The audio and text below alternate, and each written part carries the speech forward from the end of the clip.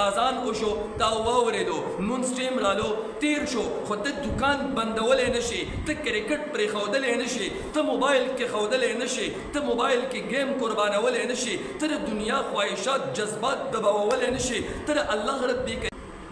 الله رب کریم ارشاد فرمائی ومن اعرض عن ذکری فإن له معیشتا ضنکا سوک چې د الله رب کریم د یاد نه غافل شو یعنی الله رب کریم د یاد نه اعراض وکړو د باندې به الله رب کریم د دنیا راتنګ کی داسې به پر راتنګ کی چې بالکل دله چین سکون آرام عزت لذت یو شی هم نه ملاویږي نه غوجه دا چې نن ما او تا په دنیا کې تنګ یو ما او ستا باندې رزق تنګ زیادہ ما او تا ضروریات نه پوره کیږي زما او ستا جایز خواهشات نه پوره کیږي وجه هم دغه ده چې ما او ته الله رب کریم د یاد نه اعراض کړی دی ما او ته باندې الله دنیا را تنګ کړی ده ما او ته په دې محلو کې هم ګورو په بازارونو کې هم ګورو چې کله اذان وشي بیا هم زمونږ دکان کلاو دی بیا هم زمونږ دکان کلاو دی آیا د الله رب کریم د یاد نه اعراض کول دی کنه دی چې اذان وشو تا واوریدو مونږ ټیم رالو تیر شو خو ته دکان بندولی نشي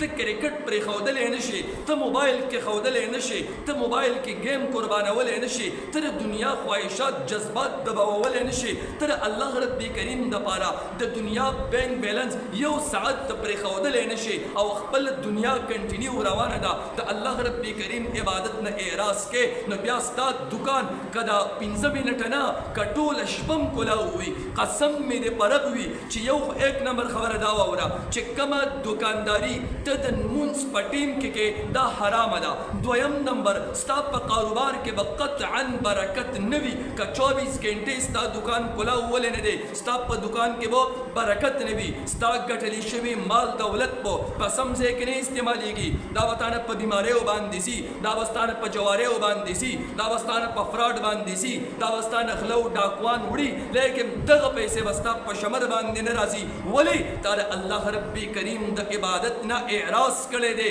تا د الله رب کریم د قانون خلاف ورزي کړې ده تا د الله رب کریم نه بغاوت کړی دی او داسې باغیانو خلکو په پیسو کې الله رب کریم برکت نه اچوي ولې د الله رب کریم ارشاد دی فإن ومن اعرض عن ذکری چا چې د الله رب کریم د ذکر نه یعنی چا چې زما د ذکر نه اعراض وکړو فإن له معیشتا ضنکا هغې باندې بیا الله رب کریم دا دنیا را تنګه کی نن ما ورته ګورو که نه مونږ دکانونه د لمونځ په ټیم کې کلاو وي خو بیا ما ورته له چین نه میلاویږي ولې د 500 منټو دپاره مې که دکان بند کو نو کیدای شي 200 روپۍ ګاګ راځي سیل راځي هغه به مانه مس شي د 200 روپو دپاره ته د الله رب کریم عبادت پرېږدي پیغمبر فرمایي چا چې د مازدیګر لمونځ قضا کو داسې شوه چې د ده مال دولت ټول چا لوټ کړل د ده اهل و عیال ټول چا ختم کړل یعنی دنیا او د دنیا مافیها هر څه چې راغونډ کړی دا د یو لمونځ قیمت نشي لرلی